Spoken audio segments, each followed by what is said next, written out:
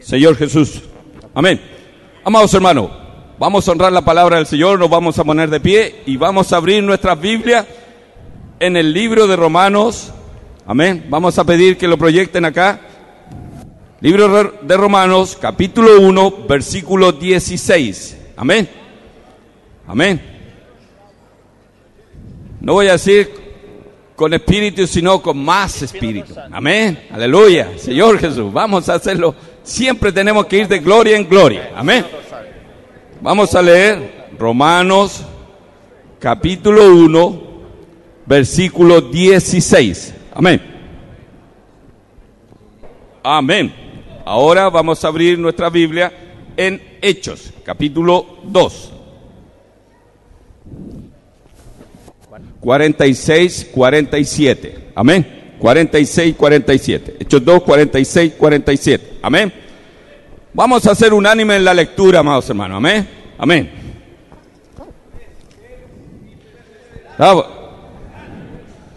Día en el templo y partiendo el pan en las casas, comían juntos con alegría y sencillez de corazón, alabando a Dios y teniendo favor con todo el pueblo. Y el Señor añadía cada día a la iglesia los que habían de ser salvos. Aleluya.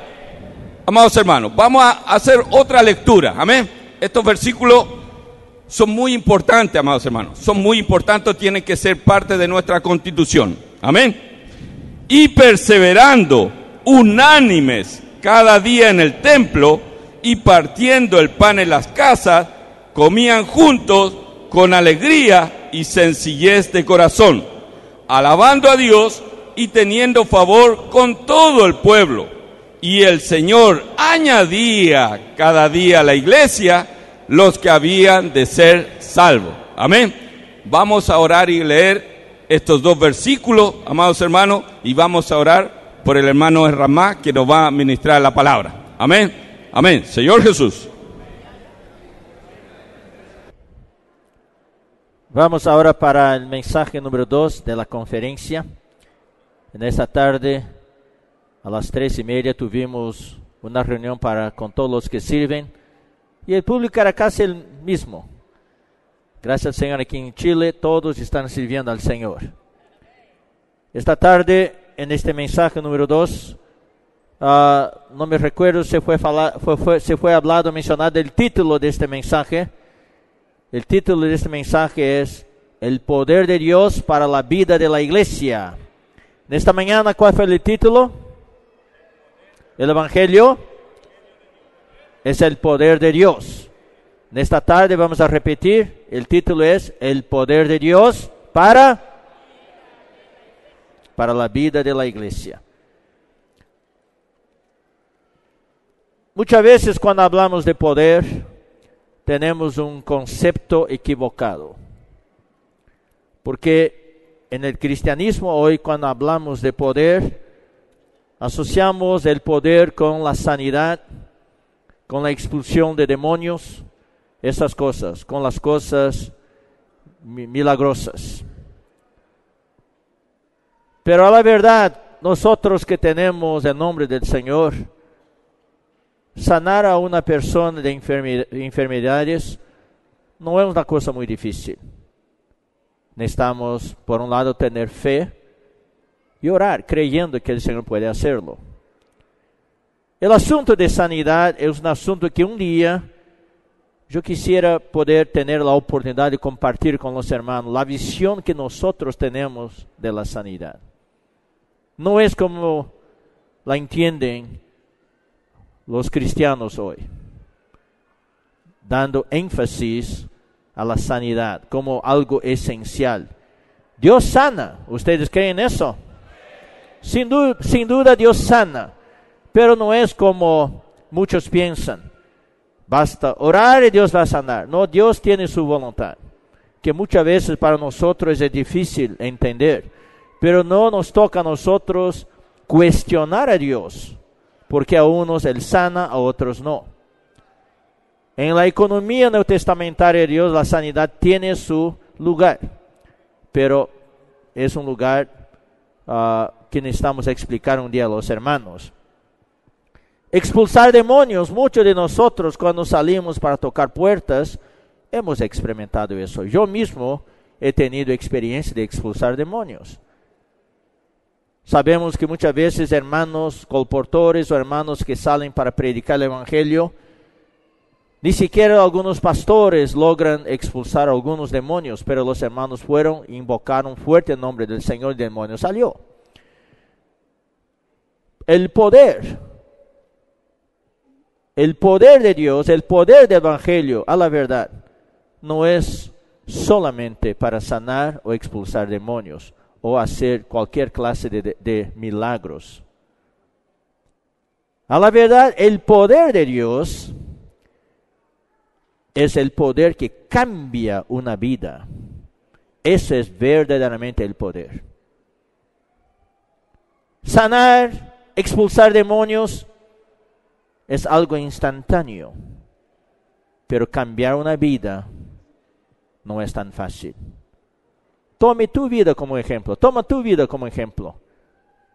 Tú estás en la vida de la iglesia tanto tiempo. ¿Has cambiado? Creo que sí, pero creo que otros no han cambiado tanto. Parejas, matrimonios, ustedes están juntos en la vida de la iglesia sirviendo al Señor, pero ustedes se pelean mucho. Y en la vida de la iglesia hemos tenido divorcios, separaciones, pero hablamos de poder. Quizás el hermano o la hermana tienen poder para sanar, para expulsar demonios, pero no tienen poder para tener una vida matrimonial en paz y en armonía. El verdadero poder es el poder que cambia vidas. El verdadero poder no es solamente para nuestra experiencia individual. El poder de Dios, a la verdad, es para la vida de la iglesia. Ese es un concepto que necesitamos tener hoy día. Cambiamos nuestras vidas, vencemos el pecado, vencemos las adicciones, vencemos nuestra manera de vivir. Eso requiere poder. ¿Sabe qué requiere realmente poder? Es el poder que trae la unanimidad entre los líderes. Eso requiere un gran poder. Muchas veces el Señor no puede bendecir la iglesia porque los líderes predican bien la palabra, aunque prediquen bien la palabra, aunque sean muy capaces en la parte administrativa. Sin embargo, no logran ser uno. Para que seamos uno, se requiere poder. Entonces, en esta tarde, ¿qué queremos compartir con ustedes? Es mostrar el poder que necesitamos para que tengamos una vida de la iglesia fructífera. Tenemos mucha palabra, tenemos mucha vida, pero nos falta poder de fructificar. Los cooperadores han compartido, y hermano Pedro ha compartido con nosotros, que muchos líderes cristianos nos respetan por la vida que tenemos y por la palabra que tenemos. Pero por otro lado, nos cuestionan por la falta de poder que tenemos. Porque muchas veces, con tanta palabra, tantas riquezas, el número de hermanos es tan pequeño en la iglesia. Creo que cada uno de nosotros necesita ir delante del Señor y preguntarle al Señor: Señor, ¿por qué nos falta tanto poder?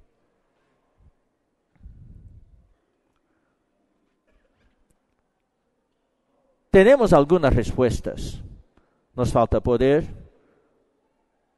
porque el yo es demasiado fuerte. Nos falta poder porque no somos obedientes. La falta de unanimidad, la falta de unidad, quita nuestro poder. Entonces quiero leer a ustedes este versículo de Romanos 1:16. Además de todo lo que hemos visto hasta hoy, también tiene una luz adicional. Aquí dice: porque no me avergüenzo del evangelio, porque es poder de Dios para salvación a todo aquel que cree, al judío primeramente, y también al griego. Hermanos, el problema que había en la época de los apóstoles, en la era de la iglesia primitiva, es que en la iglesia había dos pueblos enemigos mortales que entraron en la iglesia. El primer pueblo eran los judíos y el segundo pueblo eran los gentiles, los griegos. Todos que no eran judíos eran llamados griegos. Y tenían trasfondos diferentes, pasados diferentes, creencias diferentes cuando estaban en el mundo y tradiciones diferentes. Y también dietas diferentes, prácticas diferentes. Y fue un gran problema en la iglesia. Romanos capítulo 14 habla de las barreras que había entre los griegos y los judíos. Vamos a leer también ahora rápidamente Colosenses, solamente para mencionar algunos versículos. Colosenses capítulo 3. Versículo 10. Dice Colosenses 3:10, y revestido de nuevo, el cual conforme a la imagen del que lo crió se va renovando hasta el conocimiento pleno. Y revestido del nuevo, a la verdad en el griego es de nuevo hombre. La iglesia es el nuevo hombre. Y versículo 11 dice, ¿dónde? O sea, en el nuevo hombre que es la iglesia, no hay griego ni judío, circuncisión ni incircuncisión, bárbaro ni escita, siervo ni libre, sino que Cristo es el todo y en todos. O sea, en la iglesia no hay discriminación racial, cultural, social. No hay rico, pobre, brasileño, chileno, argentino, chileno, chino o japonés. Una persona con formación universitaria o una persona analfabeta. No hay separación. Cristo es el todo y en todos. No hay distinción entre griego ni judío. O sea, el poder de Dios es el poder que une griegos y judíos, ricos y pobres, cultos y incultos, hombres y mujeres, personas mayores y jóvenes. Ese es el poder.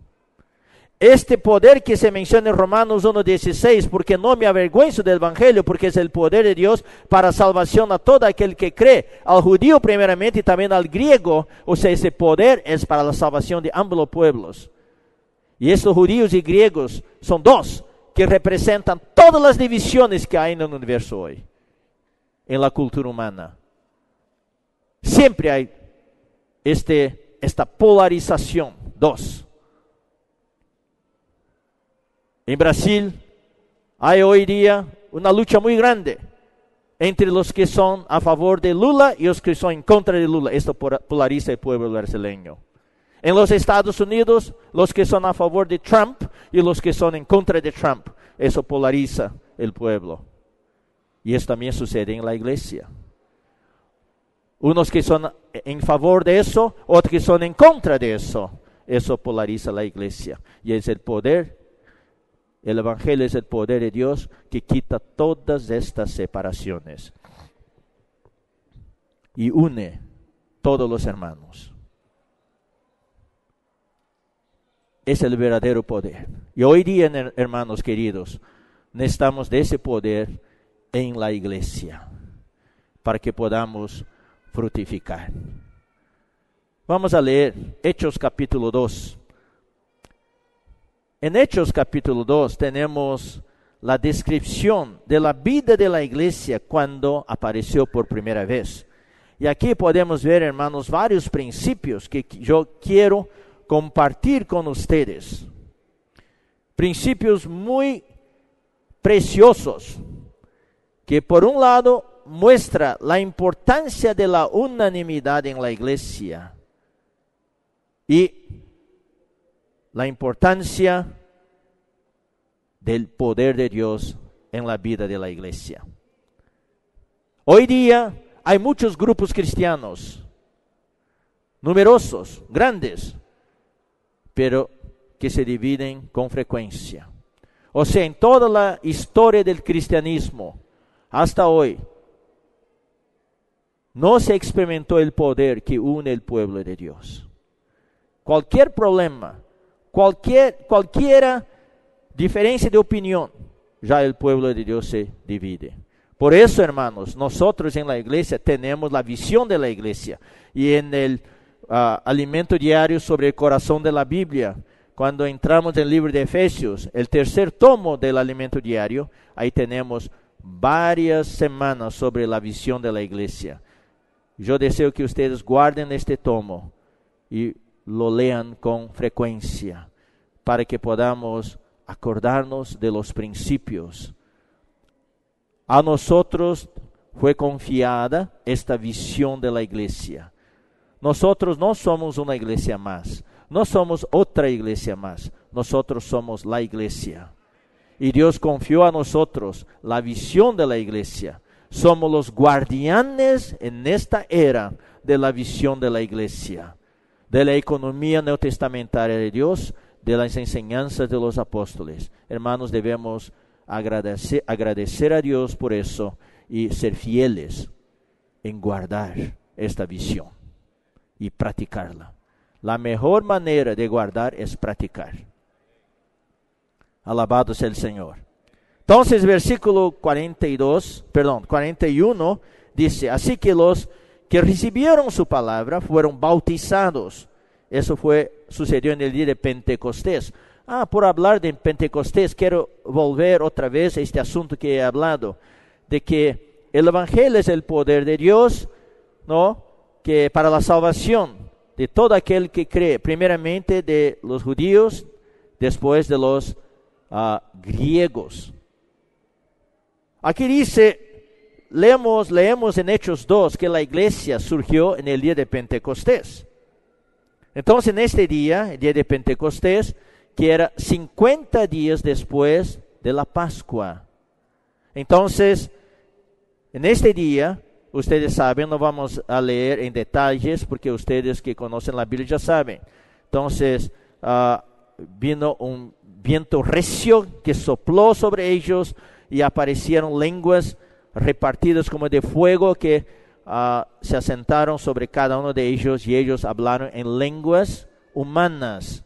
O sea, entre los 12 apóstoles, uno empezó a hablar chino, otro hablaba español, otro hablaba portugués, otro hablaba ruso, usando las lenguas de hoy, otro hablaba romano, otro hablaba japonés.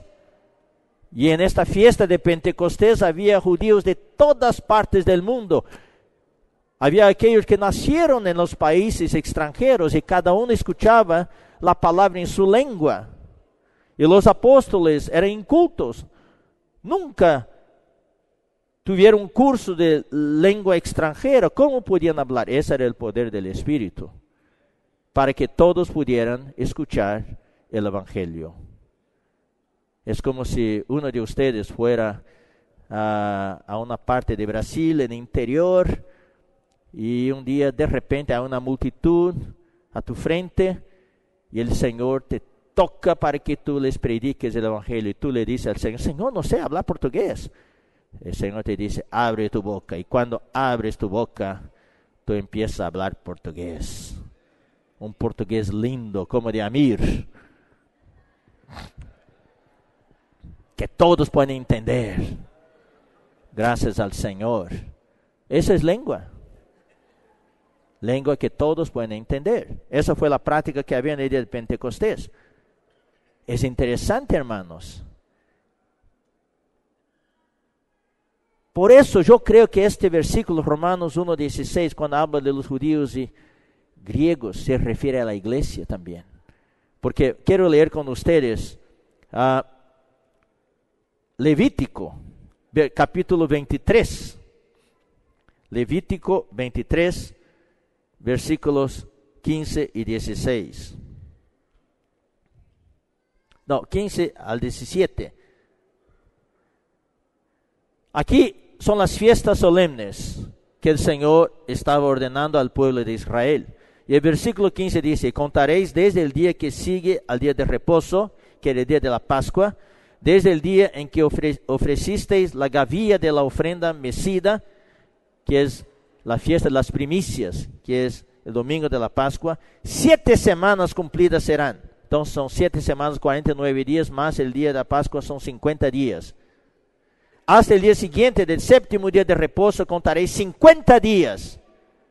Entonces ofreceréis el nuevo grano a Jehová.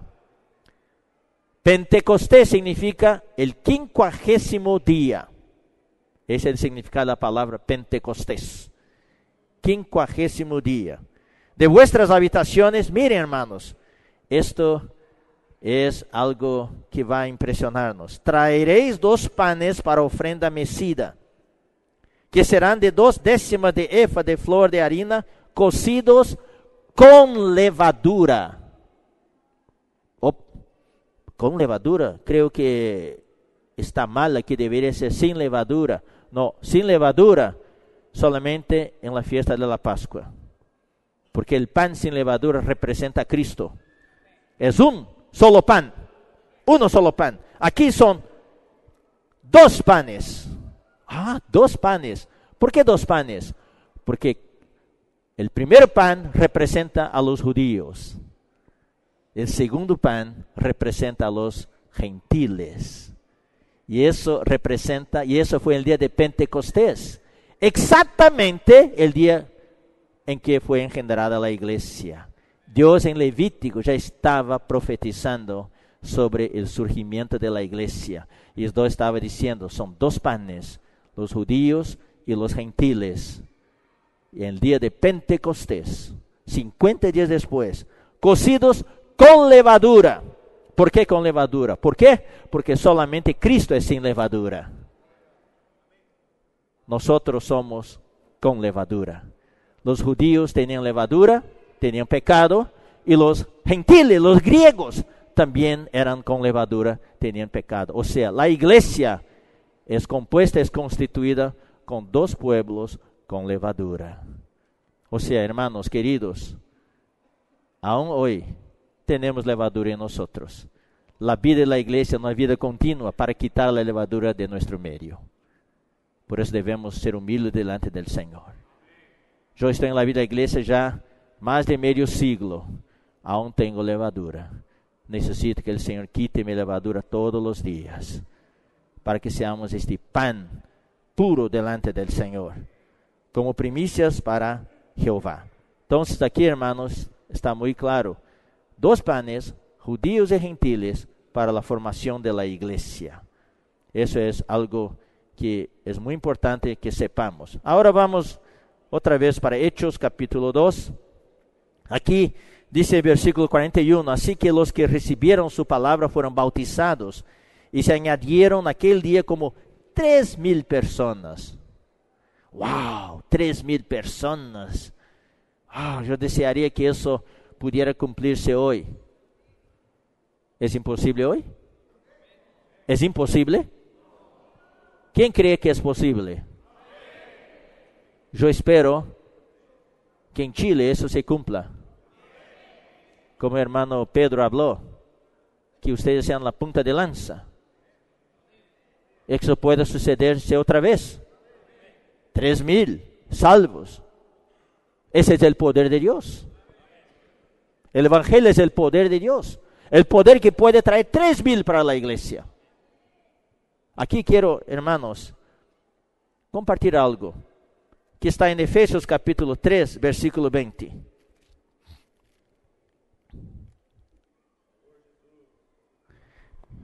Estamos hablando de la fe del Evangelio.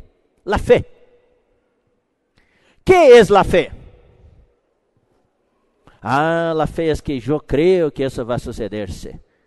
Yo creo que la universidad de... ¿Cuál es el nombre del equipo? Universidad de Chile va a ser campeón de Libertadores de América. Yo tengo la fe. Perdió de 7-0 para Cruzeiro. Fe no es eso. Fe no es superstición. Yo oré en el muro de las lamentaciones por Grêmio. Grêmio se ganó la Libertadores de América. Cuando estuvimos en Israel año pasado, muro de lamentaciones, sabe, Señor, ayuda a Grêmio a ser campeón de Libertadores. Y Grêmio fue campeón, pero me olvidé de orar, Señor, también que Él sea el campeón del mundial. Y perdió para Real Madrid. Fe no es eso. Fe no es superstición. ¿Qué es fe? Hay la fe objetiva fuera de nosotros, que es la palabra de Dios, que está en la Biblia. Aquí está la fe objetiva. La fe. La economía neotestamentaria de Dios. La enseñanza de los apóstoles. ¿Y qué es la fe subjetiva? La fe del Evangelio, por un lado representa la palabra que está fuera de nosotros, lo que Dios nos habla hoy día. Y la fe del Evangelio también es el poder que está dentro de nosotros de creer en la palabra de Dios. Yo voy a ilustrar. Un día el Señor Jesús subió al monte para orar y envió a sus discípulos para que se adelantaran delante de Él. Y fueron al mar y remaban, pero el barco no salía del lugar en el medio del mar porque el viento era muy fuerte y había el mar estaba muy violento. Y Jesús oraba y cuando vio la situación de los discípulos bajó del monte y decidió ir hasta ellos. Solo que podía nadar, podía tomar otro barco, pero él decidió andar sobre el mar. Era la opción que el Señor escogió y él andaba sobre el mar. Cuando se acercó del barco, los discípulos gritaron de miedo. Se asustaron pensando ser un fantasma. Entonces gritaron. Gritaron. Esa es nuestra situación, hermano. Nosotros siempre gritamos. En otra ocasión Jesús estaba dentro del barco y hubo una tormenta y los discípulos también gritaron. O sea, con Jesús en el barco o fuera del barco, nuestra actitud es siempre gritar de pavor, de miedo. Eso es falta de fe. No creemos. Somos creyentes incrédulos.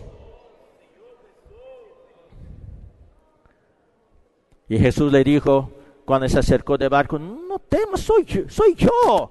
¿Por qué están gritando? Y Pedro siempre tomaba la delantera. Entonces él dijo, Señor, si eres tú, mándame ir hasta ti sobre las aguas.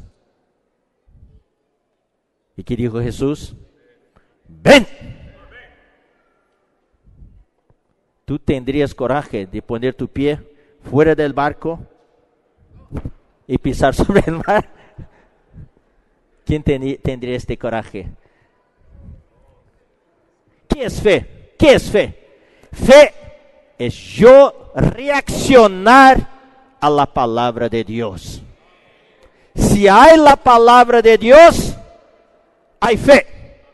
Yo reacciono y creo en lo que el Señor habla y yo actúo sobre la palabra de Dios. Si no hubo la palabra de Dios, hermanos, no seas tonto.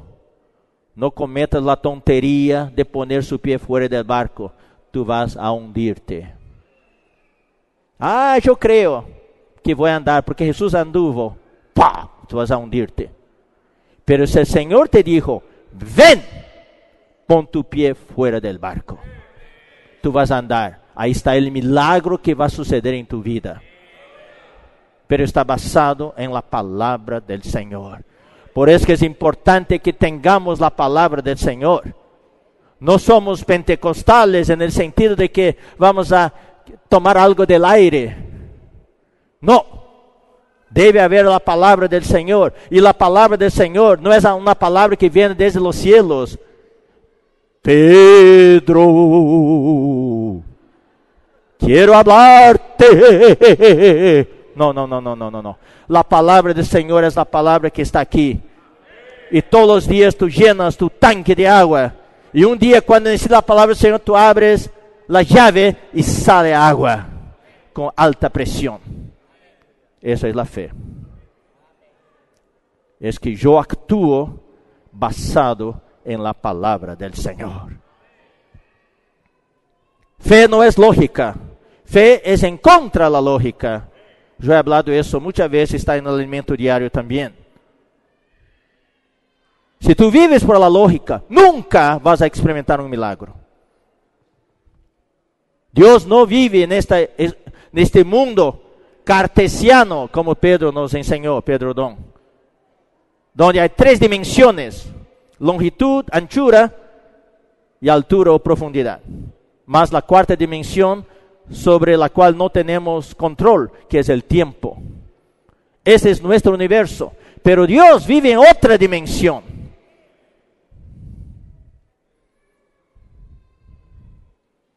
Y esta otra dimensión tenemos acceso a ella.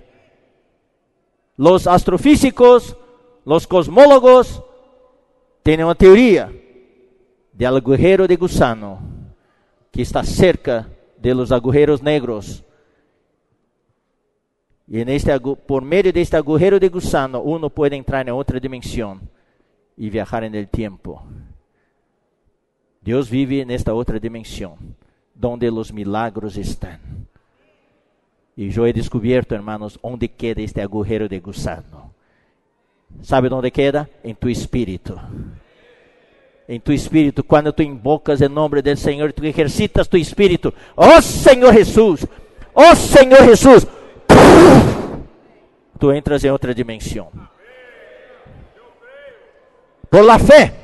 La fe es el portal que te lleva a otra dimensión. Y ahí vas a experimentar los milagros. ¿Quién quiere un milagro en su vida? No estoy diciendo milagro para ganar en la lotería. No. $1 millón para comprar eso, aquello. No. Estoy diciendo un milagro que trae paz a la iglesia, paz a tu familia. Un milagro que va a cambiar tu vida. Un milagro que va a multiplicar la iglesia. Un milagro que va a traer 3,000 bautizados. Esa es la fe. Gracias al Señor. ¿Y qué dice? Yo quiero leer entonces este versículo otra vez. 3:20. Efesios 3:20. Y aquel que es poderoso para hacer todas las cosas mucho más abundantemente. Mucho más abundantemente. Aquí son 2 palabras griegas que significa extraordinariamente más abundante, super más abundante, mucho más abundante, abundantemente de lo que pedimos o entendemos, según el poder. Aquí está el poder otra vez. Es el poder del Evangelio. Este poder actúa ¿dónde? Poder que actúa en nosotros. Este poder, hermanos queridos, por un lado es el poder de Dios, por otro lado este poder está dentro de ti. Pero no hemos usado este poder. ¿Por qué? Yo voy a explicar. Porque hemos fallado en una cosa. Aquí dice que Dios hace mucho más abundantemente de lo que primero pedimos. Y yo sé que ustedes piden mucho. Y yo también pido. Pedimos. Pero no sucede. ¿Por qué? Porque no creemos. Falta la segunda parte. Dios es poderoso para hacer todas las cosas mucho más abundantemente de lo que pedimos o entendemos. La palabra entender también significa pensar, ¿cómo entiendes las cosas? ¿Qué piensas tú? ¿Qué quiere Dios? Dios quiere que lo que tú pides sea exactamente igual a lo que piensas. El problema es que pedimos una cosa, pero pensamos otra cosa. Las mamás piden por sus hijos. Los papás piden por sus hijos: Señor, ayuda a mi hijo. Él es perezoso. Él no quiere estudiar. No ama al Señor. No quiere servirte a ti. No quiere ir a la reunión. Señor, ayuda a mi hijo. Tú pides al Señor. Pero ¿qué piensas de tu hijo? Cuando tú le hablas, tú no sirves para nada. Tú vas a fracasar. Dios no te quiere más.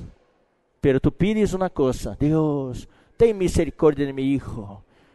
Haz con que él pueda amarte. Pero cuando tú hablas a tu hijo, tú piensas otra cosa. Tú entiendes que tu hijo no va a amar al Señor, que Dios no lo quiere más, que él es perezoso, que va a fracasar en vida. Mira, hermanos, lo que piensas no es lo mismo que lo que pides. Lo mismo sucede con la iglesia. Señor, bendícenos, trae hermanos nuevos. Y tu iglesia tiene 30 hermanos. Tú pides a Dios que multiplique la iglesia para que tenga 300 hermanos. Pero toda vez que tú piensas en los hermanos, tú piensas en los 30. Y tú preparas el local para los 30. Y tú planificas todo para 30. Entonces lo que piensas, lo que entiendes, es diferente de lo que pides. Entonces, hermanos, yo voy a dar una sugerencia a ustedes: empiece a pensar grande. Tú oras por 300 y piense en 300. Más tarde, cuando el Señor te dé los 300, piense en 3,000. Tú debes aumentar tu capacidad interior para que el Señor pueda bendecir. El cielo es el límite de la bendición del Señor. Todo es un asunto de postura, de actitud delante del Señor, de creer. ¿Por qué algunos grupos cristianos? Estoy hablando de grupos cristianos serios, aquellos que valoran la palabra y cuidan a sus hermanos. ¿Por qué ellos crecen? Porque los miembros de esa iglesia creen en la palabra de sus líderes. Creen que va a suceder. Y el Señor los hace suceder. Entonces, vamos a creer en el Señor. Vamos a creer en los profetas. Vamos a creer en lo que leemos. Y vamos a creer lo que el Señor está hablando a nosotros hoy. Y vamos a pensar grande. Pensar aún más que lo que pedimos. Entonces aquí está a promesa. Y aquel que es poderoso para hacer todas las cosas mucho más abundantemente de lo que pedimos o entendemos o pensamos, según el poder que actúa en nosotros. Volvamos a Hechos, capítulo 2. Vamos a leer ahora el versículo 42. Y perseveraban en la doctrina de los apóstoles, en la comunión unos con otros. Yo voy a corregir un poco esta traducción.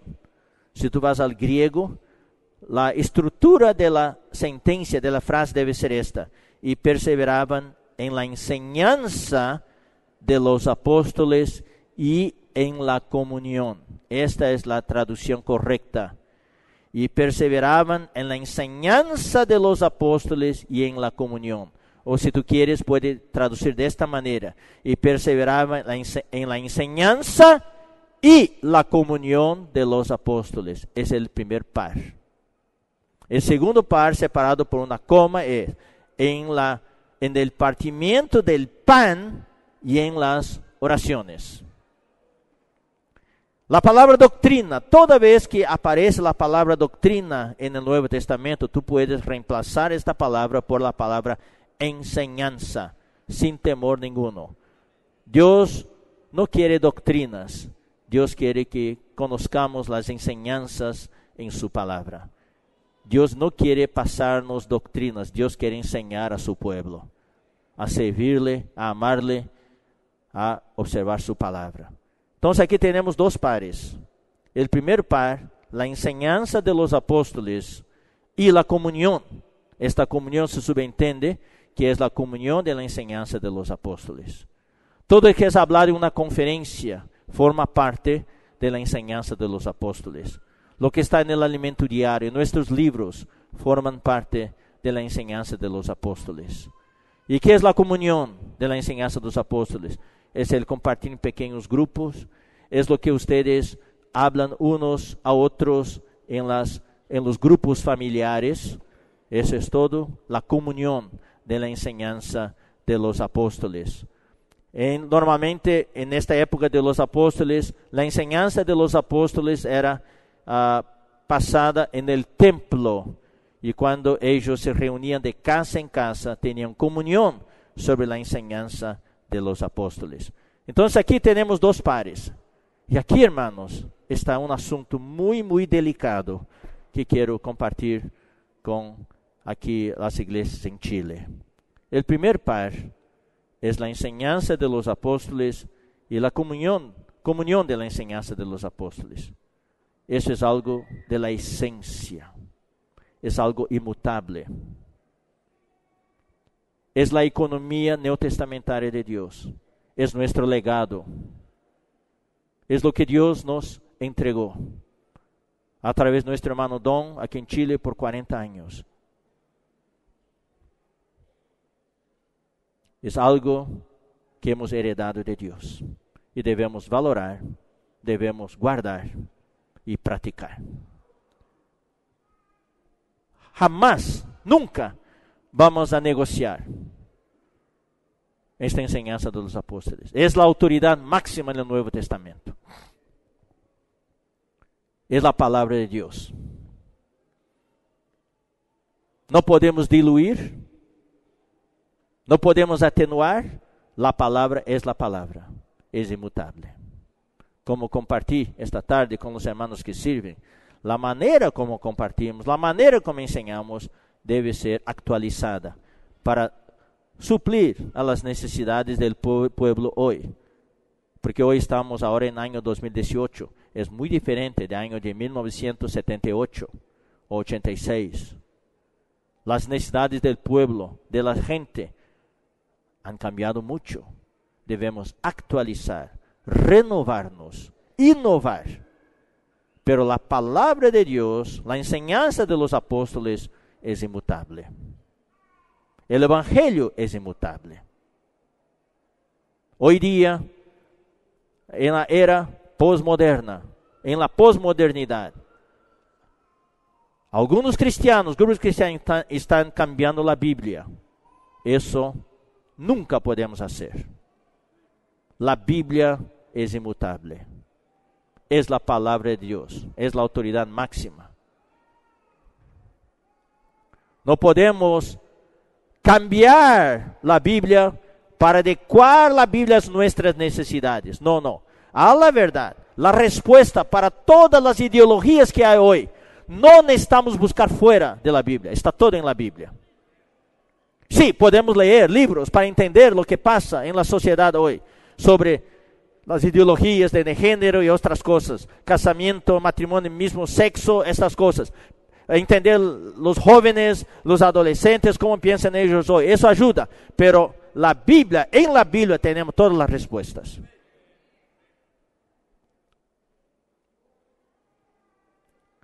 Personas hoy día están intentando cambiar la Biblia para adecuar la Biblia a sentimientos de su cuerpo. No. Dios creó el cuerpo humano, hombre y mujer. Si hay conflictos entre lo que un cuerpo siente y lo que la mente siente, entonces no deben cambiar el cuerpo, debe cambiar la mente. Con la palabra de Dios. No debemos conformarnos a ese siglo, pero transformarnos con la renovación de nuestra mente. Y la palabra de Dios sana. La palabra de Dios libera.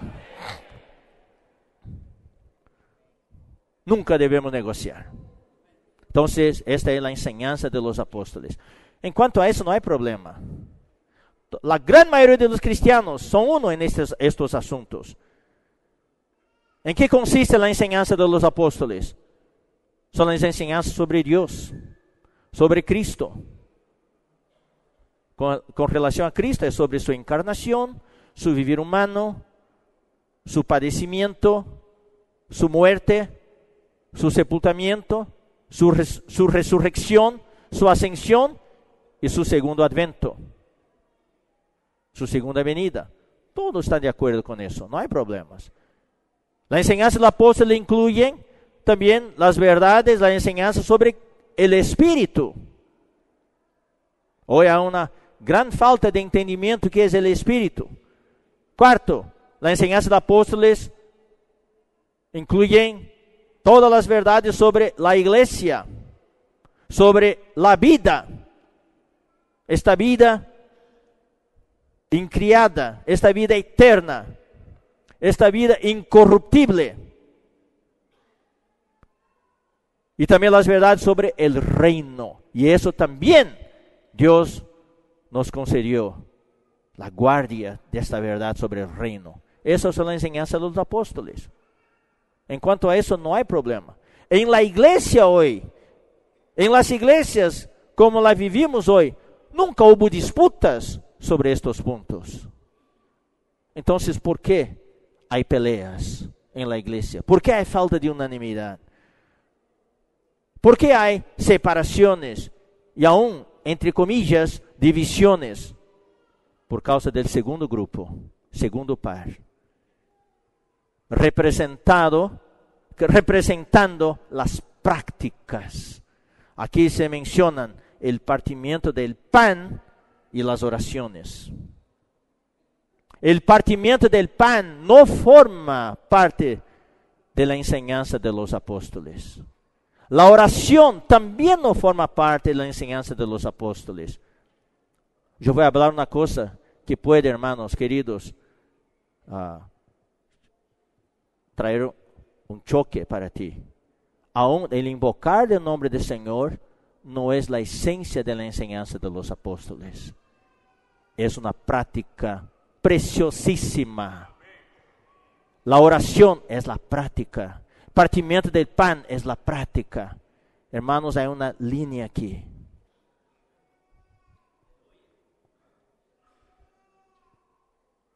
Los problemas que hemos tenido han venido de las prácticas. Toda vez que Dios trae algo, una práctica saludable, el enemigo quiere dañar. Y entonces hay opiniones. Yo voy a mencionar para ti, partimiento del pan. ¿Cómo el partimiento del pan puede traer problemas? Sí, el partimiento del pan trae problemas. Hubo problemas entre hermanos. Por ejemplo, el horario. Algunos hermanos defienden que debe ser en la mañana. Otros defienden que debe ser en la noche. ¿Cuándo debe ser el partimiento del pan? ¿En la mañana o en la noche? Es la cena del Señor. Es en la noche.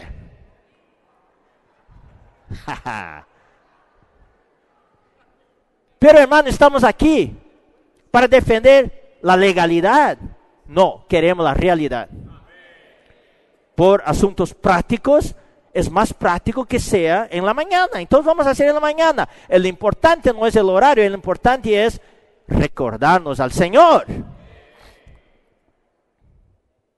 Entonces, eso trae disputas. ¿El pan es con levadura o sin levadura? Sin levadura, pero algunos grupos dicen que es con levadura, no hay problema, dicen. ¿Es vino o jugo de uva? Ajá.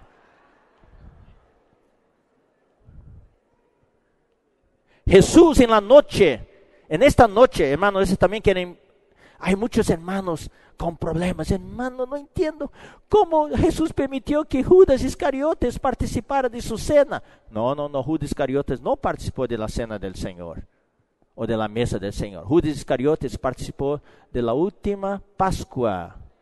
Él comió la Pascua. En esa noche hubo dos partes. Primeramente comieron la Pascua. Jesús dijo a los discípulos: preparad este lugar para que yo celebre la Pascua con ustedes. Entonces comieron del cordero y los panes sin levadura y las hierbas amargas. Y fue en este momento, cuando estaban terminando de comer la Pascua, que Judas Iscariotes puso su pan en el plato junto con el Señor. Y después, en Juan, por eso, hermanos, la Biblia es como un rompecabezas, necesitas leer la Biblia. Por eso, hermanos queridos, lea la Biblia, por favor. Yo estoy un poco, hermanos, triste que hoy día muchos hermanos ya no están leyendo la Biblia. Están leyendo WhatsApp. Están leyendo Facebook. Pero no leen la Biblia más. Algunos solo leen la Biblia en la reunión. ¿Cómo podemos servir a Dios si no conocemos la palabra de Dios? ¿Cómo podemos orientar a la iglesia si no tenemos conocimiento de la palabra de Dios? Entonces, Jesús comió primeramente la Pascua y el Evangelio de Juan nos muestra los detalles. Mateo, Marcos y Lucas no nos dan estos detalles, pero Juan dice que luego de haber comido la Pascua, Judas se ausentó, salió. Entonces Jesús tomó el pan y, habiendo dado gracias, lo partió y dijo, o sea, Judas no participó de la mesa del Señor. Y en esta noche, ¿qué había en la copa en esta noche? ¿Vino o jugo de uva? Ajá. Era interesante, hermanos. Dios tiene un senso de humor muy grande. Un sentido de humor muy grande. Dios no puso.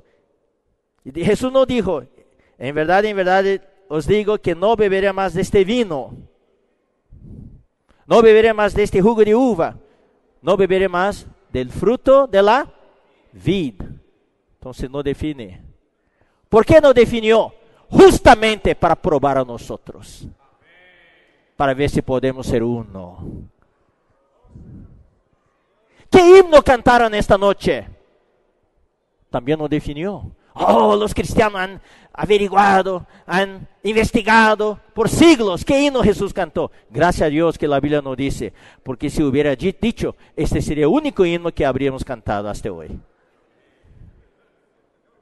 La Biblia no define cómo debe ser la ceremonia del partimiento del pan. No define cómo deben ser las oraciones. No define cómo deben ser las reuniones. Ustedes están viendo. No hay ningún detalle en la Biblia cómo deben ser las reuniones. Primero, vamos a invocar el nombre del Señor. Después vamos a cantar 5 himnos. Después vamos a tener el ministerio de la palabra. No habla. Con las ofrendas hay algunas instrucciones, pero tampoco hay detalles. Todas son prácticas, y son prácticas que han traído conflicto. Por ejemplo, la mesa del Señor aún. Recientemente introducimos las hermanas para servir el pan. ¿En Chile las hermanas sirven el pan? Gracias al Señor, pensé que aquí era muy machista.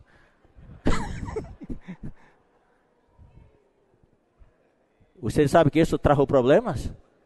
Hay hermanos en la estancia, en las localidades, cuando las hermanas vienen con el plato, hermano, no, jamás recibiré el pan de las manos de una hermana. Wow. Pasa un hermano, un varón, y la hermanita, para dar un varón, y el varón está, ahora sí, come. Y hay hermanos responsables que me buscaron. Hermano Esdra, ¿cómo funciona eso? Las hermanas pueden servir el pan. Yo no tengo paz. Eso es asunto de varones. No puede, hermano, no puede servir el pan. Entonces vamos a sentarnos, hermanos. Vamos a sentarnos. Las hermanas dan gracias por el pan. ¿Adelante o no? No. Los ladrones dan. Aunque eso también no está definido en la Biblia. Es una tradición nuestra. Está bien. Entonces vamos a presupor que eso es bueno. Que solo los varones dan gracias por el pan y por la copa.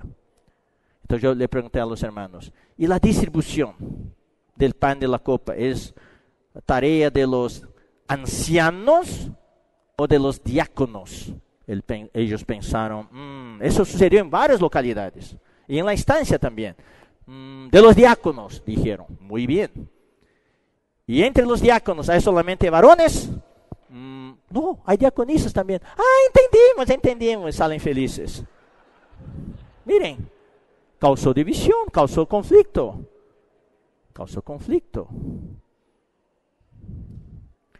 Y si en una localidad los hermanos son perezosos, no tienen carga, no participan de las reuniones, y las reuniones son puras hermanas. Entonces ya sucedió muchas veces, las hermanas domingo preparan el pan y la copa. A la hermana que preparan el pan y la copa, ¿saben de eso, no? Ponen la mesa, pero los varones no aparecen. Pura hermana en la reunión. Y las hermanas oran, alaban y vuelven para sus casas tristes porque no apareció un varón para agradecer por el pan y la copa. Entonces, ¿cuál es nuestra orientación?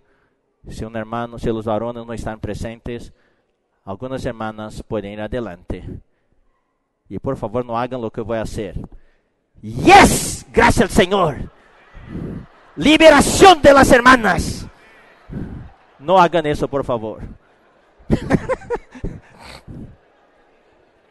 Por favor, las hermanas deben con toda humildad, en la posición de cubrirse la cabeza y decir, Señor, no apareció ni un hermano, ni un varón, y nosotros bajo el encabezamiento de los varones estamos aquí para agradecer por este pan y esta copa. Bendice, Señor, y puede distribuir y las hermanas comer y regresar felices para casa. Mira, hermanos, un asunto tan sencillo. Y otra cosa, la copa. Mañana vamos a tener partimiento del pan? Sí. ¿Qué va a suceder? Habrá una copa acá. Los hermanos van a agradecer por el único pan y la única copa, representando la unidad del cuerpo de Cristo.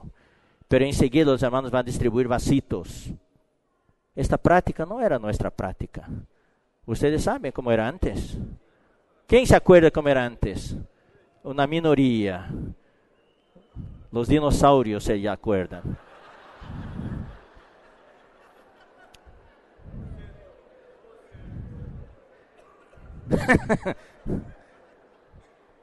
Cuando estábamos en la era preadámica, hermanos, ¿cómo partíamos el pan? Era una sola copa. Y los hermanos partían el pan, daban gracias por la copa, y ya bajaban y ya distribuían para allá. Feliz el hermano que tomaba la copa en primer lugar. Y desafortunado hermano, desafortunada la hermana que tomaba la copa por última. Ella participaba de la saliva de todos.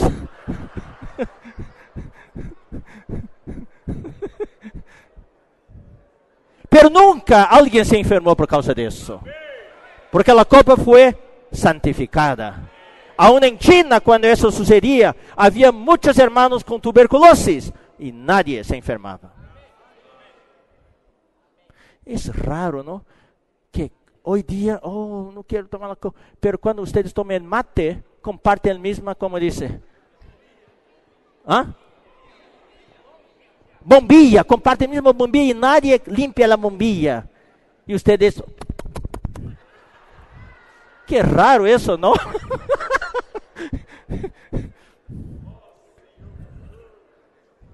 Después quedamos más modernizados. Ahí había servilletas para... Entonces, en cada fila se limpiaba. Entonces, feliz el primero y desafortunado el último. Son pequeñas, hermanos, ilustraciones. Oración. Oración no debe traer conflicto. Trae conflicto. ¿Cómo debemos orar? ¿De rodillas? Hay hermanos que critican que en la iglesia no se ora de rodillas. Debe ser de rodillas. Otros dicen, no, debe ser de pie, con las manos alzadas. Otros dicen, no, sentado está bien. Y algunos dicen, yo prefiero orar echado. En la cama. Hermanos, no estoy aquí para criticar. Si uno ora, aunque sea echado en la cama, que ore echado, pero por lo menos ore. Tenemos claro, hermanos, uno que ora echado, quizás le falta reverencia a Dios, pero ese asunto es entre él y Dios. Orar en lo local, no, orar en los grupos familiares, no, orar en la familia. Prácticas. Predicar el Evangelio. Cuando hablamos de necesitamos predicar el Evangelio, sí, amén, gracias al Señor. Entonces mañana, domingo, todos vamos a salir para tocar puertas. 30% ya van al baño. Y ya no vienen, porque tienen pavor tocar puertas.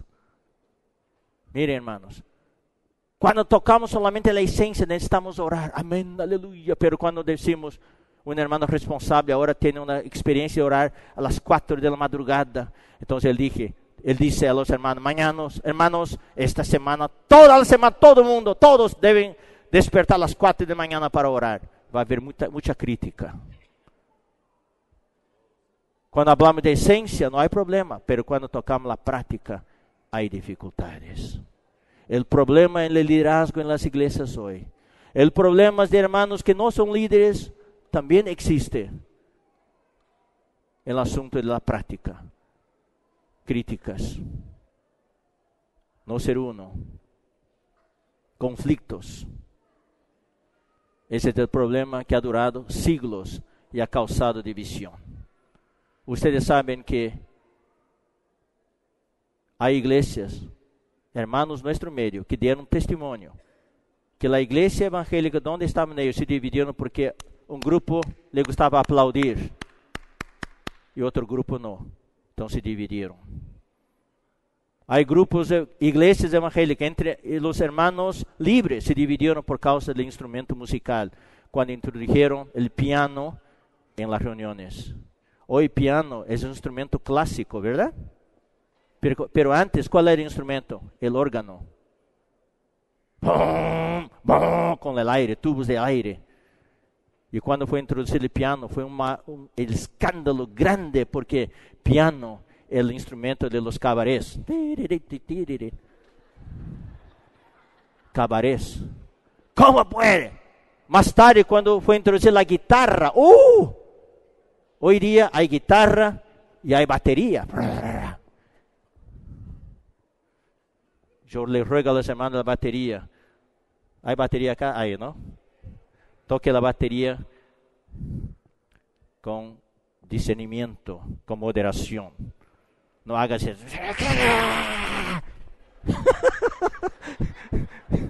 Eso va a escandalizar a algunos hermanos. Todo lo que hacemos debemos pensar en la conciencia de los hermanos. ¿Cree que es suficiente, hermano? Bautismo. Bautismo es una práctica. Bautismo trajo muchos problemas. Tengo un hermano nuevo, es bautizado, se convierte y lo bautizamos en el mar. ¡Wow! Y vienen los críticos. No, en la Biblia no es agua salada, es agua dulce. Entonces van a la piscina. No puede ser agua parada, debe ser agua corriente. ¿Agua? De río. Entonces van al río. No es cualquier río, es río Jordán. Hermano. O antes de eso, bautiza agua caliente. No es caliente, es temperatura ambiente. Entre nosotros hubo práctica de bautismo con vaso de agua, ¿verdad? La pregunta es, ¿vale o no vale? Vale en ciertas circunstancias, donde no hay agua. El desierto de Atacama, uno quiere ser bautizado. ¿Dónde va a encontrar piscina? Entonces con un vaso, para que él experimente la realidad del bautismo. La realidad. Pero si un día él está en Santiago, y hay una piscina, hay un río, cosas así, donde él puede ajustar su bautismo, es buena oportunidad. Lo que queremos es la realidad. El asunto es que, manera de reunirse. Hoy tenemos esta nueva manera de conducir los himnos. Hay críticas. No, debe haber oportunidad para los hermanos pedir los himnos. Sí hay. Hablamos en esta tarde, la reunión del Departamento del PAN. A estas reuniones no traemos los nuevos. Es nuestra reunión. debe haber una reunión para los nuevos. Puede ser la reunión ministerial, pero la palabra debe ser compartida de una manera que todos lo puedan entender. Y con fuego, con carga, con visión, con sanidad. Para que los nuevos que entren. Y ahí entra, hermano, el servicio de recepción, el servicio de música, de la alabanza, de conducción de himnos. La oración final con poder. Para que las personas que entren sean consolados, confortados y sanados. Y ellos van a regresar. Hablamos del empaque, la apariencia del local. Todo eso es importante. Humanizar más nuestras reuniones. Como Pedro siempre dice, tener más splanknon en nuestras reuniones. Dar a los hermanos, a los nuevos, y también a los hermanos más débiles. Sabe, hermano, yo soy un gran culpado por eso en el pasado. Yo transmití a los hermanos en el pasado una impresión equivocada, porque yo era muy fuerte en mi espíritu, no toleraba, hermanos, errores, y ya aprovecho para pedir perdón a todos los hermanos de Chile que se inscribieron retrasados, y yo les critiqué, yo fui muy severo con ustedes, pido perdón.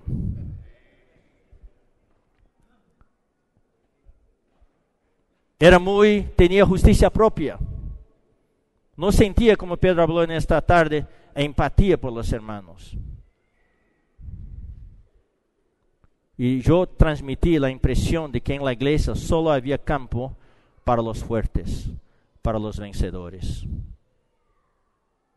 Y que los débiles no tenían espacio aquí, no tenían campo en la iglesia. Por eso, a lo largo de los años, muchos que eran débiles, enfermos, se fueron. Yo le pido perdón al Señor y a todos los hermanos.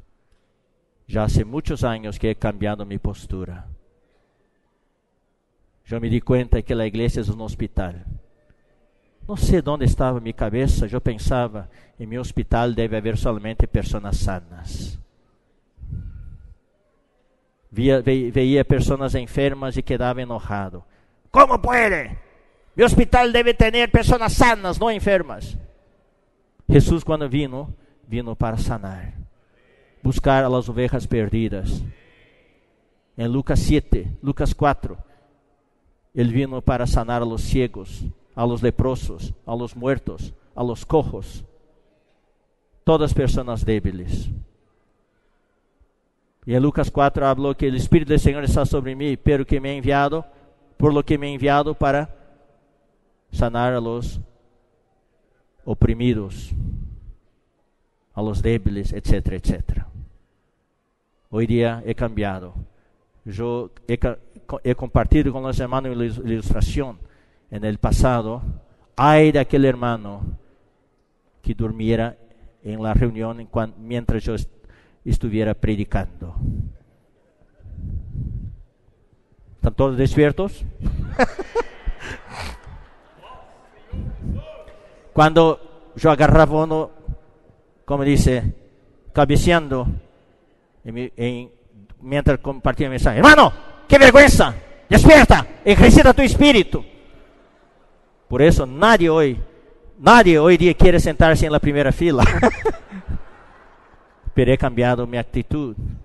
Hoy día yo le hablo a los hermanos, si tú estás cansado, después de un día duro de trabajo, tú despiertas a las 4 de la mañana, vas a la fábrica y regresas a la casa a las 6, la reunión a las 7:30, tú estás cansadísimo, tú quieres dormir en la casa. Entonces yo le digo a los hermanos, si quieres dormir, ven dormir en la reunión. Porque el sueño en la reunión es el más dulce que hay.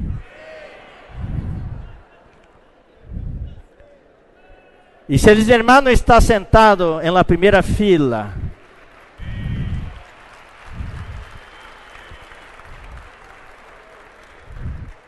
y si el hermano está sentado en la primera fila y está cabeceando, yo me siento alentado de ver este hermano que tenía la opción de quedarse en casa para dormir, pero prefirió venir a la reunión.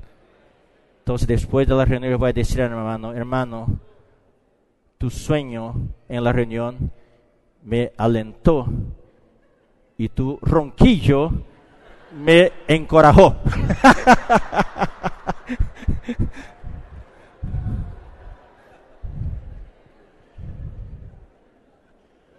Esta es la vida de la iglesia. El poder no necesariamente es, no, el poder. Por eso yo aprecio mucho esta palabra que el hermano Pedro Don ha compartido fuerte tantos meses ya. El poder viene del esplancnon. Es el poder del amor que gana a las personas, que cambia a las personas, que hace con que uno que está débil se sienta aceptado, se sienta incluido, se sienta privilegiado de que él es un miembro del cuerpo de Cristo. 43. Entonces, acuérdense, en la vida de la iglesia esas dos partes, la enseñanza de los apóstoles que forman parte de la esencia, normalmente no hay problema en cuanto a eso. Y la segunda parte son las prácticas. Ahí necesitamos de poder para negar mi vida del alma, negar mi opinión, hacer a un lado mi manera de ver y aceptar lo que los otros sienten. Y sobrevino temor a toda persona. Y muchas maravillas y señales eran hechas por los apóstoles. Muchas señales y maravillas demuestran poder. ¿Pero por qué? Porque había temor. Yo hablé también con los hermanos. Muchas veces yo siento que en la iglesia a veces no hay temor. Porque un hermano de servicio, hasta quizás una hermana, se sienten con el derecho de levantarse en la reunión y decir, yo no estoy de acuerdo. O critican a las espaldas. Eso es falta de temor. Debemos temer, hermanos amados, hablar en contra de la autoridad de la iglesia. Los ruego, hermanos, no entren en esta área.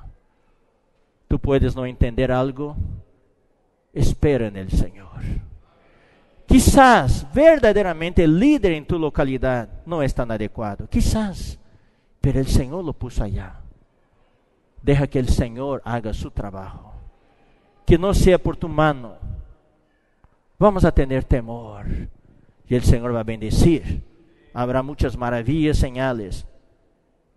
Todos los que habían creído estaban juntos y tenían en común todas las cosas y vendían sus propiedades y sus bienes y los repartían a todos según la necesidad de cada uno. Esa es una práctica también que existía en el principio,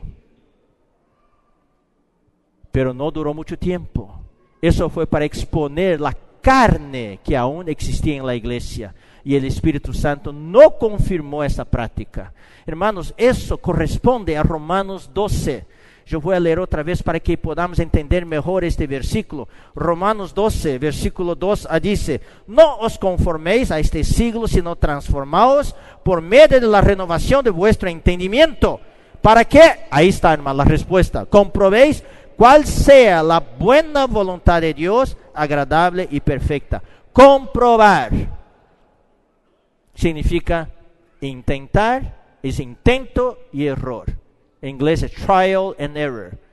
Tú no sabes exactamente cuál es la voluntad de Dios. No temas equivocarte. Hermano Don siempre nos habló, no teman equivocarse.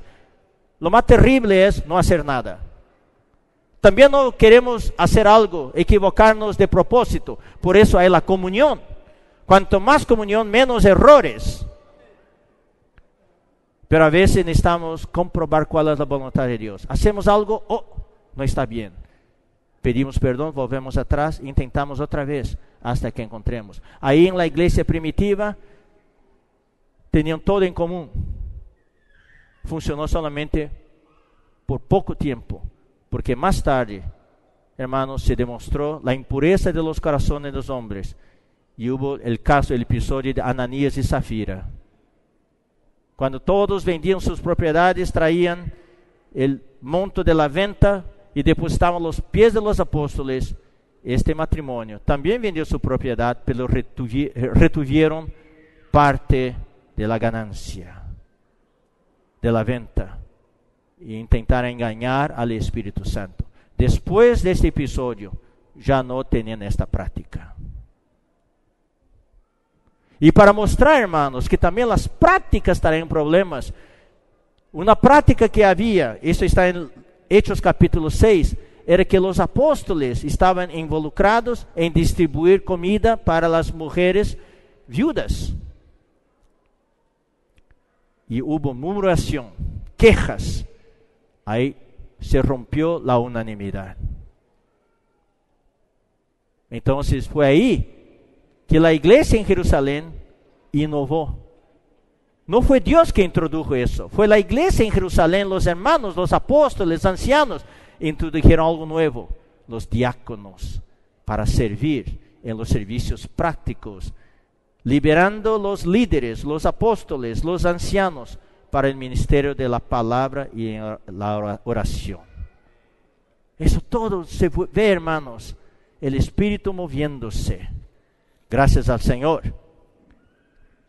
Versículo 46. Y perseverando unánimes cada día en el templo y partiendo el pan en las casas, comían juntos con alegría y sencillez de corazón.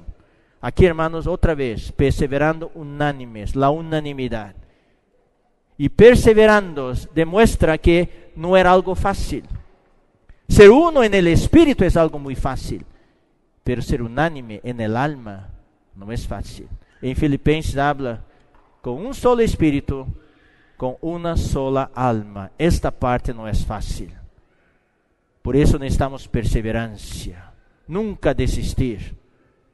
Ellos se reunían en el templo cada día y partían pan en las casas. Miren, hermanos, aquí en el comienzo de la iglesia el partimiento del pan era en las casas y prácticamente todos los días.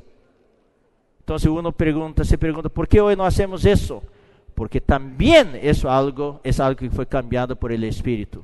Más adelante, cuando las iglesias estaban más maduras, se dice claramente, estando nosotros reunidos en el primer día de la semana con el propósito de partir el pan. Más tarde en la iglesia, el partimiento del pan era a los domingos, una vez a la semana. Se puede ver, hermanos, cómo la vida de la iglesia fue evoluyendo, fue tomando forma. Entonces, hermanos, en las prácticas nunca debemos recalcar algo, hacer un hincapié, debe ser así, no. Debemos estar abiertos al Espíritu Santo y abiertos a la comunión de los unos con los otros, para que haya el avance del Evangelio. Ellos comían juntos, no era solamente reunión, había la vida de la iglesia. Ustedes han de concordar conmigo de una de las cosas que nos da más alegría en la vida de la iglesia, comer juntos, ¿verdad? Nosotros no bebemos, pero comemos mucho. Es algo tremendo comer junto con los hermanos. La comunión que tenemos en la casa de los hermanos, invite a los nuevos para comer en tu casa. Es una buena manera, excelente manera para ganar a los nuevos. Ellos van a querer vivir la vida de la iglesia. Y ahí viene el resultado del poder de Dios, alabando a Dios y teniendo favor con todo el pueblo. Y el Señor añadía cada día a la iglesia los que habían de ser salvos. Aquí, hermanos, me gusta esta formación, esta estructura gramatical. El Señor añadía cada día a la iglesia los que habían de ser salvos. Es como si hubiera una fila y cada día iba entrando gente a la iglesia. Era algo continuo, no esporádico, sino continuo. Esta es la vida normal de la iglesia, cuando tenemos el poder de Dios. Y ahora, hermanos queridos, en la parte final, quiero compartir algo que está en mi corazón. Es en cuanto a las prácticas. Creo que en los últimos 10 años hemos experimentado algunas tormentas entre nosotros, algunas turbulencias. Algo que hermano Don, una visión que hermano Don recibió del Señor, Creo que en Chile no hubo tanto problema, pero hubo problema en otros países. En Brasil hubo problemas. Me alegra ver este mapa aquí, tantos bucafés aún abiertos. Esto realmente, Pedro tiene razón, esta tarde habló que las iglesias en Chile son muy parecidas con la iglesia en Filipos. Ustedes son muy uno con el corazón del apóstol. El bucafé trajo problemas en nuestro medio. Es una práctica, no forma parte de la esencia de la economía neotestamentaria de Dios, de la enseñanza de los apóstoles, pero es una práctica muy saludable. Pero trajo problemas. Hubo divisiones, hubo separaciones, hubo peleas, hubo conflictos. Todos, principalmente entre los líderes. Yo quiero compartir en esa parte final algo que está en mi corazón. Queridos hermanos, no es una cuestión o un asunto de métodos. No es. Todos nosotros tenemos la visión, unos más, otros menos, de la iglesia. Entonces, yo voy a tomar las palabras que Pedro compartió en la conferencia, en la estancia. Quiero leer con ustedes Filipenses capítulo 3. Y yo hablo eso para todos los hermanos aquí en Chile, de las iglesias en Chile, pero principalmente a los líderes, al liderazgo. Filipenses capítulo 3, versículo 4 en adelante. Aunque yo tengo también de qué confiar en la carne, si alguno piensa que tiene de qué confiar en la carne, yo más. Pablo tenía muchas cosas, su conocimiento, su capacidad natural y lo que él había adquirido en el judaísmo. Él se orgullaba de eso. Se enorgullecía de eso, era su orgullo. Circundado al 8º día del linaje de Israel, de la tribu de Benjamín.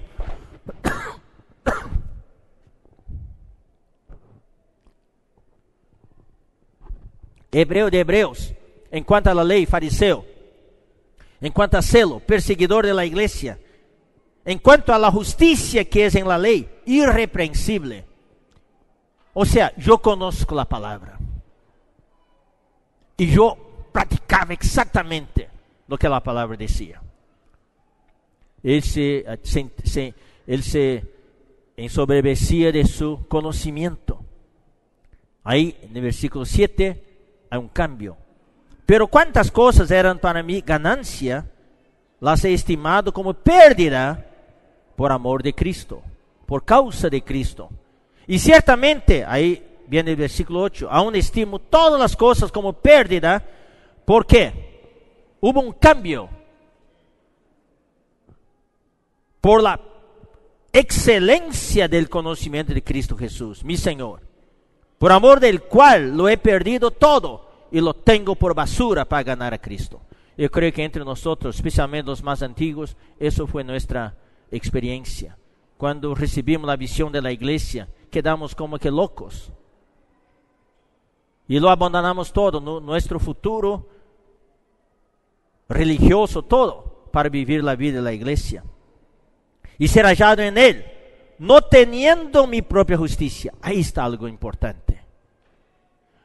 A veces, hermanos, por el hecho de que tenemos tanto conocimiento de Cristo, hemos realmente tocado la sublimidad, la excelencia del conocimiento de Cristo Jesús. Pensamos que lo tenemos todo.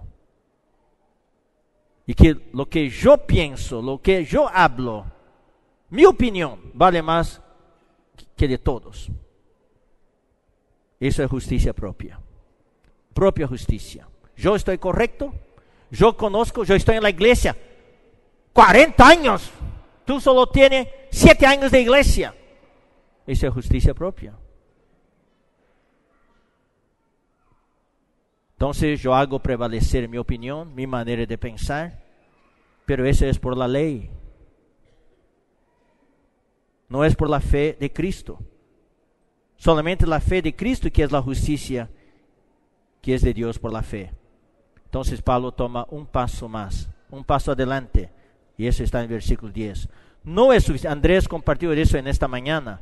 No es suficiente, queridos hermanos, solo tener la excelencia del conocimiento de Cristo. Eso aún es algo objetivo. Pablo nos dice aquí en el versículo 10 que es necesario tener algo subjetivo, algo interior. La excelencia del conocimiento de Cristo Jesús debe llevarme a algo más profundo. ¿Cuál es este algo más profundo? Es conocerle. Conocer a Cristo subjetivamente. Y ahí vienen, hermanos queridos, los detalles. Este conocerle incluye, primeramente, el poder de su resurrección. Ahí viene el poder. Este es el poder del Evangelio que nos cambia. Resurrección de nuestra muerte. Solamente uno que se muere experimenta resurrección.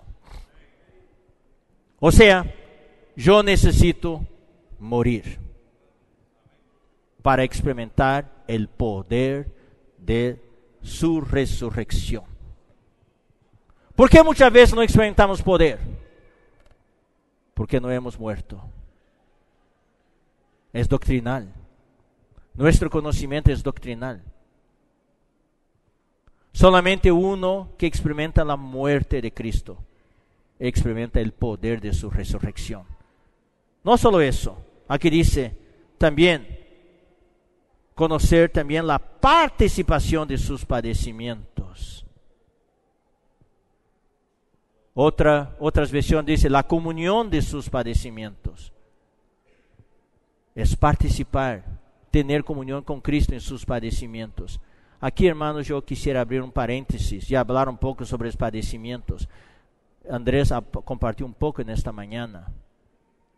Yo no debo padecer como uno que viola la ley o un ladrón. Digamos que te gusta la palta y no logras comprar en el mercado, pero tu vecino tiene un árbol de palta y tu vecino salió de vacaciones y tú miras a la izquierda, a la derecha, no ves a nadie y tú saltas por encima del muro y entras en el huerto de tu vecino y le quitas unas 10 paltas en una bolsa. Y cuando regresas para tu casa, hay un policía enfrente de tu casa, porque el vecino de frente vio y te denunció. Entonces tú eres llevado ¿a dónde? A la comisaría de policía.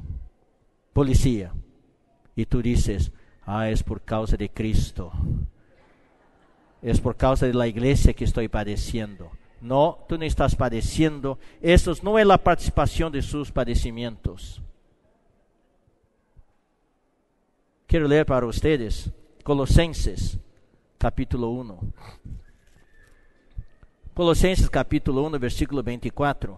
Ahora me gozo en lo que padezco por vosotros y cumplo en mi carne lo que falta de las aflicciones de Cristo por su cuerpo, que es la iglesia. Aquí hay un problema. Aquí dice, lo que falta de las aflicciones de Cristo.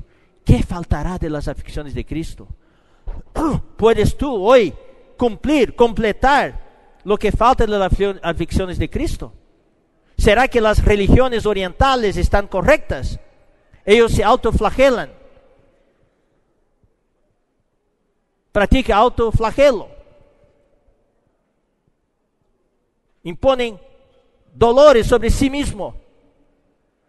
Los católicos suben las gradas de rodillas, las gradas de Catedral de Basílica de San Pedro en Vaticano para sufrir, padecer. ¿Será que ellos están correctos? Hermanos, las aflicciones de Cristo son de dos categorías. La primera categoría es la categoría de sus padecimientos por nuestra redención, para obtener el perdón de nuestros pecados. En cuanto a eso, tú y yo no tenemos parte ninguna, ni siquiera una coma, ni siquiera una tilde. Es blasfemia decir que yo participo de las aflicciones de Cristo para mi redención, mi perdón de pecados. En cuanto a eso, Cristo ya lo dijo todo. Cuando estaba en la cruz, Él dijo, está consumado. Él lo ha hecho todo. Todos mis pecados, tus pecados fueron puestos sobre Cristo. Él lo hizo solo, como el Hijo de Dios. Pero en cuanto a la redención, Cristo ya se asentó a la diestra del Padre. Él está descansando. No hay nada más que se puede hacer en cuanto a mi redención, en cuanto al perdón de pecados. En cuanto a eso, Cristo ya está sentado a la diestra de la majestad en las alturas. Entonces, ¿de qué habla estas aflicciones? Estas aflicciones, dice claramente aquí, son las aflicciones de Cristo por su cuerpo. En cuanto a su cuerpo, Cristo no está sentado, Cristo está parado, de pie. Es el Cristo que Esteban vio mientras estaba siendo apedreado. Él vio un semejante Hijo de Hombre de pie, orando por él. En esta noche, queridos hermanos, Cristo, por las iglesias en Chile, no está sentado, Él está de pie. Él es este sacerdote que se pasea entre los candeleros de oro en Chile. Y está esta noche paseándose entre ustedes en los pasillos, orando por cada uno, viendo la situación de cada uno, alentando a cada uno. Estas aflicciones de Cristo es por su cuerpo. Y nosotros tenemos parte en eso. Robarse las faltas de vecino no forman parte de estos padecimientos de Cristo. Hoy estoy retrasado para la conferencia en San Bernardo.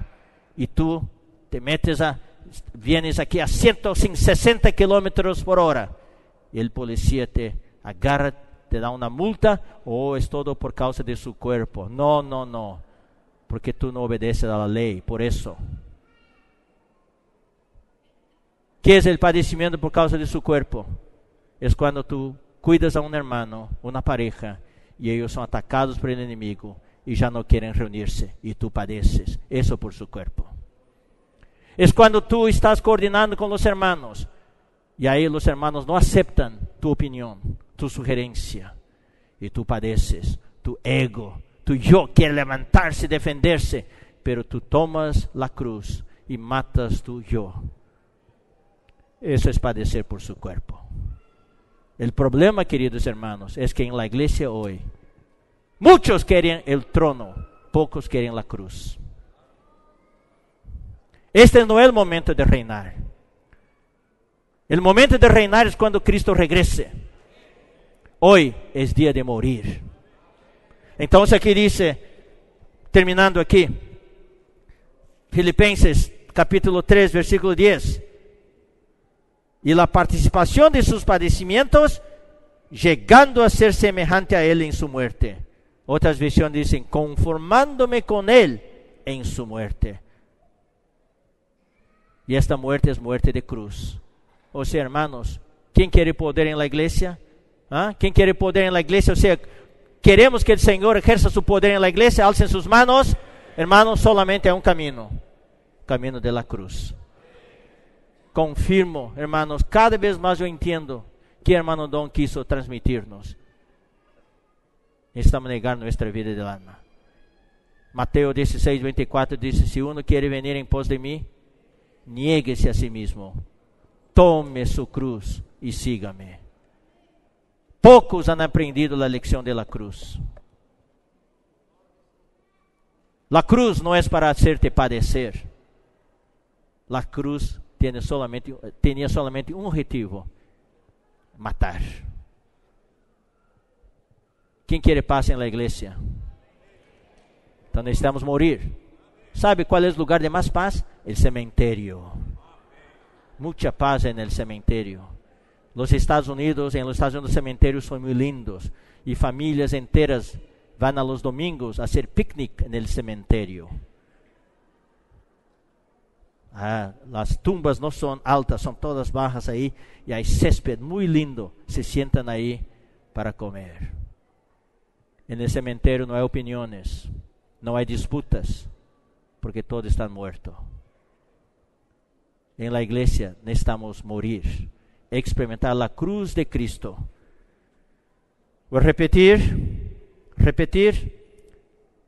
a fin de conocerle y el poder de su resurrección y la participación de sus padecimientos, llegando a ser semejante a él en su muerte. Es una secuencia y eso es un ciclo. Cuanto más poder de su resurrección que tú experimentas, el Señor te da el poder, este poder ya está instalado en ti, para que tú puedas participar de sus padecimientos y ser semejante a él en su muerte. Cuanto más mueres, más poder de resurrección vas a experimentar. Y más va a poder participar de sus padecimientos. Y más va a ser semejante a él en su muerte.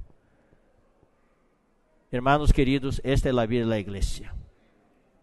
Ese es el poder de Dios para la vida de la iglesia. Esas son las buenas nuevas.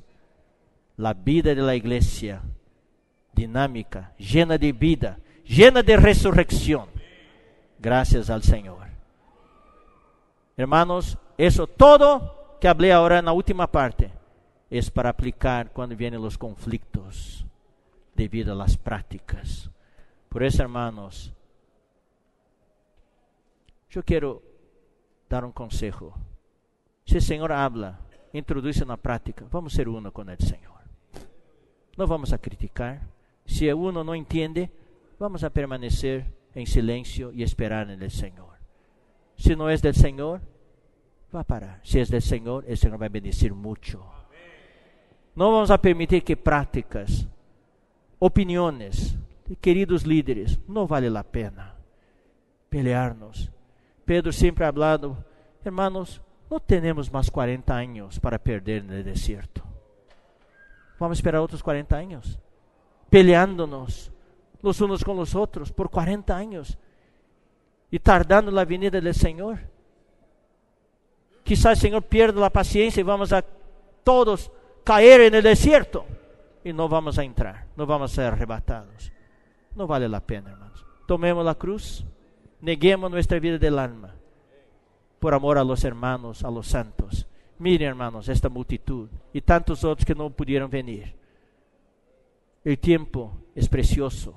No tenemos tiempo para perder, desperdiciar. Vamos a servir bien a los hermanos. Ruego a los líderes, cambiemos nuestra mente, renovemos nuestra mente y que estemos dispuestos a tomar la cruz y morir. Va a ser bendición para ti y para mí. Yo sé que yo necesito morir más. Ya he muerto. ¿Cuánto? Quizás un poquito. Iba a decir bastante, pero un poquito. Y el Señor me hizo pasar por un accidente y me resucitó otra vez. Yo morí un poco más. Oh Señor Jesús, vamos a valorar el hecho de que aún estamos vivos aquí en la tierra para servir bien al Señor. Amén. Que el Señor bendiga las iglesias en Chile. Vamos a pararnos, queridos hermanos, y compartir en pequeños grupos.